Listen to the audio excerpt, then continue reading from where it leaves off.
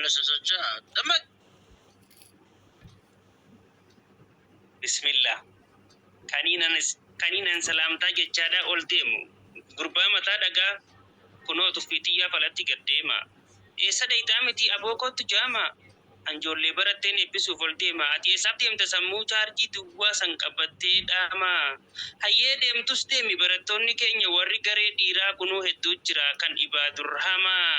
isinis mejolle ega as geessani ganas qabson dhabnu jedati farrama faqenis katelal walle gurbare fusan ordo fuceeti satun akkam feet intel gattaime nuti fardi jirra ati maal dhageesse jolle keessa kophaa kam fifiitu warra kayrati walle oowwa qabda haadhee bisu sirra yeroo fillee taatu silkii tee gurrarraa gab buusi lafa kaa'i gurrisi oowwee bar hurkaa sirraa buutu laallee ijangarraa hordoftoota keenya yeroo tana keessa tan silkii bilbiltee jinni janaa jantuu sarra irraa nun qabinaa harka oowwifannee habalumaan chaarjii gurrasiitti guunnaa nuti gara keenyaan duris dhoysaan beeynu yaada keenya seeraan ol baafnee dubbanna guyyaan gammachuudha yoo isiniif taate hordoftoonni keenyaas ijoollee tanarraa gammachuu qooddachuun dirqama waan ta'eef maaltu fide guna dhiifama nuuf godha kan rafees dammaqee akka of beekuu fi hangana taphanne keessummoota keenya baga nagaan dhuftan isinin jenneerra waan miirri gammachuu kun nu godhe malee isinin daganne gammachurra jirra hularra hin ejjini kootu fataa jedhi yaa habibi kiyya atilleen ol seeni yaa adawi ati sanyiin tee hin biqilin siin jenna ga'arra addunyaa guuturra dhabami maseeni congratulation jenna barattoota arra eebban jiru kan kalee obseeni galanni keembadin jennaan kan akkatti sababa ta'ee fi ijoolleen nuuf mirqaanse kabajamaa keenya Shamsuddin Husseeni sumayyoonni keenya kan addunyaa guutuuf ta'uu barfakkeenya osoo Maammadoonis barnootarraa dhoree garee keessaa baasuuf ammuma ammatti heloo lubbuu jechuuf bilbila irra buusu lubbuu maalii miti lubbuu matee sanuu nagaya haa baasu eega aduun dhiitee nuti silkiin kaafnuu tan biraa barbaade rabbiin siif haa baasu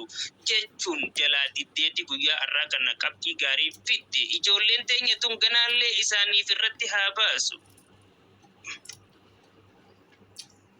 Masha Allah rabbiin isaan haa deeggaru dhugumaanuu ijoolleen laaftutti asin geenye yaa waa meeqa dhoysanii meeqa obsaniiti wahi bilaashitti markaza kanarraa kaanitti utaalaa yeroo barnootaattis jaalalleef dawwalaa waraana wallaalaa kukkunuunsaniiti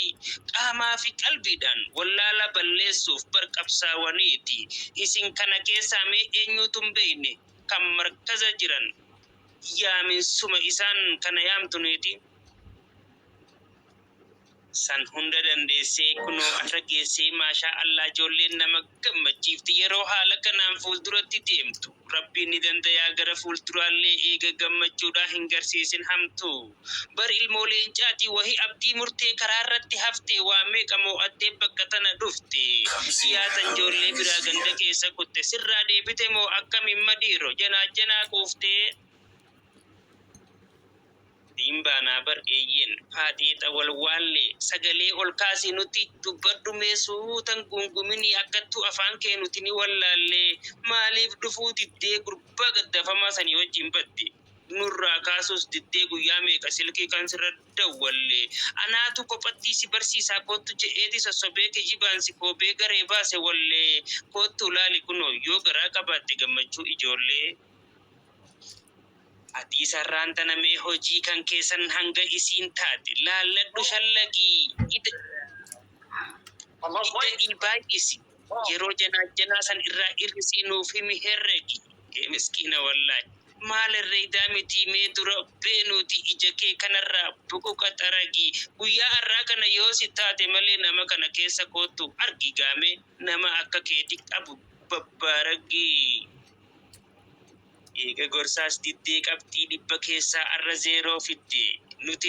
ni callifnaa guyyaa har'aa kana atummaan sirritti takka of ilaali ijoollee qaqqaalii gammachuurra jirtu tanaa wajjin kottu suuta of madaali matuma keetiifuu dhugaa baruuf yaali hoggisni hubatta diin barachuu qofa akka taate hojiin waa hundarra qaalii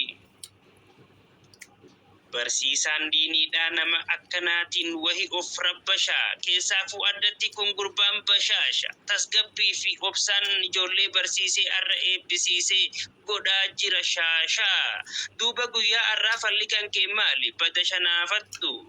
ofii keetiin beektu namaas hin gaafattu kan ijoolleen qaaloyte ati immoo qaanoyte osoo barbaaddee huu tokkolleen simbitu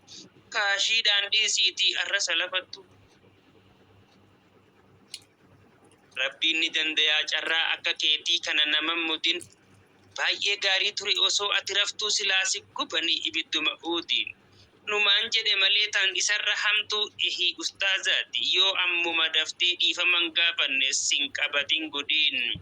an hin beekne wallahi rabbiin lafan buusu yoo takka jedhe saniifuu du'aayii ustaaz Shamsuddin.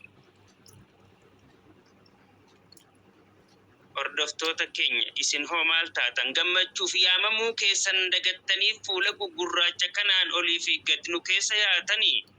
of sirreessaa dafaa wanni kanaan jirtu eega quuftan moosa waan namaa nyaatanii akkanaan walitti heewaanuuf hin yaatu takkaa fataa jechuu fataan hin jeddan taanaan asumaa yaatanii. Yaa paartii hirriibaa baga isin kaafne isin eenyuun jeequuf cinqii fe'attanii as keessa tatteessan laaltaniin gartanii akka isaan obsaan kaayyoo yeroo dheeraa hojii mirkaneessan istiin bu'aan qabdu ijoollee jajjabduu gammachuu olaanaa sammuu keessaa qabduun congratulation jedhaan baga geessan. Congratulations.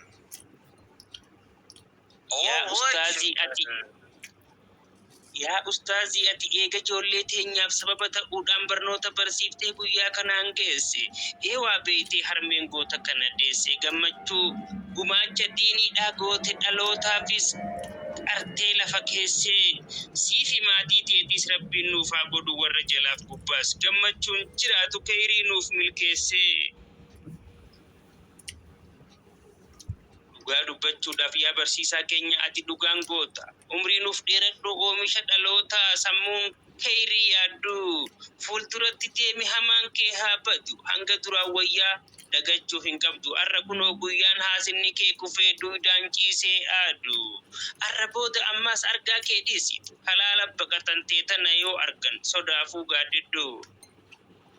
Barattoota keenyaaf rabbiin gubbaan itti haa dabaluuf gammachuu akkanaa argachuun barkennaa yeroo dheertuu tana itti laffa'anii eega wallaalummaa san lafaan dhahanii sababa diiniitiin akkatti qopheessuun qophii bashannanaa fedha rabbii malee barbaadee hin argatu ilmi namaa hundi rabbumaatu gubbaa nama fedhuuf kenna. Baganuuf milkaa'an gaafuma duraatu ijoolleen teenyatuun tan diiniidhaa malee hin qabdu maraatu akkasuma mallee obsuudhaan beekamti. Kufuuti xiqqoo hundaaf jecha sabdiin kottu arra ga'uun isaanii laaftutti miti ciniinnattee osoo kaayyoo galmaan ga'uuf irratti ciccitu gammachuu dhandhamte osoo gabra taatee uffata arabaa san hunda miiccitu. Yoom kana qofaree osuma barniitiin hogguu lallabbiidhaan mataa finiinsitee akkam feetan jettee makartafaa hunda fudhattee ittiin ceetu harkaa baatee obsaan guyyaa kana geessee nuuf mirkaneessite akka dhugaa saniin diinii kana feetu anfarriittiin jira ati qaldii godhi yaa bada hinaaftu cimina isaanii silaas dhugaan seetu. Jiruu baqaa keessa nama qaama guutuun teessee ergaa arabootaa san hunda dandeessee obsaa fi sabriidhaan gammachuurra geesse. Fataa jechaa jirti akkuma argitan qalbii takkaan teessee waan biraatii miti kanuma laal wanni hinaaftuu madeesse. Ijoolleen teenyatu ijoollee kaayyoo qabdu. Mee bakka deemtuuf san itti haadha qabdu. Akkam si fakkaata yaa maammadoo keenya ati soba kanaan osoo irraa teesse. Eenaa wayyaan qabdu tan barsiisaa ofii sossobdee kaddaatee shawwaddee duubarraa tan karaa deebite numa dhufti jedhee osoo inni eeguu tan akkuma baateen ganda keessa kutte markaza kilaaftee isiin ofumaafuu tan jajjabeessanii saboo wayii hafti kan manaan jira seetee bakka malee raftee of dhaqqabdu malee siin jenna gaasiister saniifuu daftee. Miskiina wallahi waa gargaarsan qabdu akka malee taatee isiin duraan dhiiro sirriin godhe seetee gallakiftee garee yaaba darbamtuu jaartii amma baarree jarjara ammaaf seenta mee dalagaa saree eessa jirta arra waan biraatiin jenne miiruma kan keessan silaa ijaan garra eeguma dhufnee huubar lipiiteen garre usaa mee takkaatu gaaffii jajjabduudhaan lafaanatti ka'ee himtu malee jettee dubbina dhorkite wallee warraan reefu qeeqisantu yaamee karaarra naaf kaa'e hayamee maal jette je'eetiin gaafadhe hoggi takka jidduun nuuf himinaan jette as dhufuu kee kanaaf nama guyyaa irraa sababa siif ta'e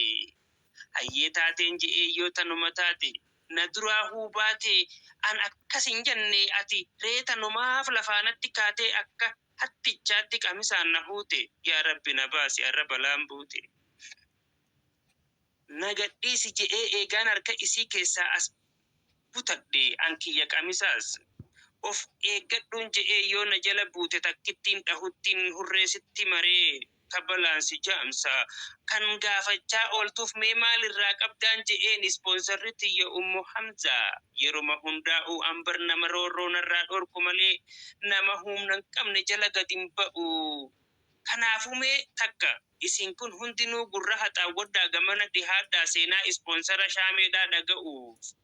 Ummu Hamzaa jechuun bar nama markaza diiniidhaa kanallee gaafa jalqabaarraa teekinooloojii kanaaf dhagaa bu'uuraa kaa'ee abbummaan qabsaa'ee abbummaan qubsiise dhugaa dubbachuudhaaf seenaa yeroo himu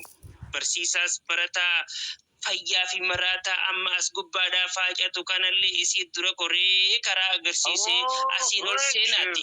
asiin ala bahaa jedhee itti garsiise. Warri arraan tana akka tarrak je'ee markazoota gubbaan teenya jedhus lafti Ummu Hamzaa tanaatu barsiise malee bar onlaayinii dhiisii itti dukkanooytiin siin je'e boo lafti faaxefattash hundi isii boodaan dhuftee biyya ofiin yaamtee ifittiin tuqina jennee irraa kadhannee dadhabne kun liifti gaafa Ummu Hamzaan as gubbaa dhuftu san liinkii qubaan qabdee garee seenuun beektu irra baay'een isii lafumatti hafti. Waa'ee isii tanaa eega himi jettan addaan dhaabuun deemu haa ta'uu malee immoo yeroo nan qabu kun waanaaf hin hayyamu. Ummu Hamzaa jechuun irraa haa jaalatu baay'ee gootittiidha yeroo seenaan himu lakkii kana taanaan yaa ustaazan keenya ilmi namaa kun boohaanuma cimu. Osootuma jennu amma geesse kunoo yeroon an meeshaa koo sassaabbadhee deemu haa ta'u malee gaa nama tokko hafe kan taasise ergaan Ummu Hamzaa teenya akkana qunnamu hangaan maqaa isii kana kaasee himu ableen diranuu akkamittiin deemu. Keessaafuu maqaa siisuuta osoo hin taane lallabeetiin himaa isiidha waan ta'eef namni otuu gaarii shaamee biraan ga'e sanuu mimmi'eessee laqaallaqee dammaan. Kanaafuu atilleen baay'ee galatoomi siin jennamu eeyman akkaan hubadhetti isiin keessummaadha garee tanaa miti eenyuma jettanii akka hin barbaanne galmeen isii garee biraatti argamti. Halkan gaarii bulaa hordoftoota keenya walirra turanii of duraa wal jilchuun eewaa sirree miti. Assalaamu alaikum warahmatullahi wabarakaatu.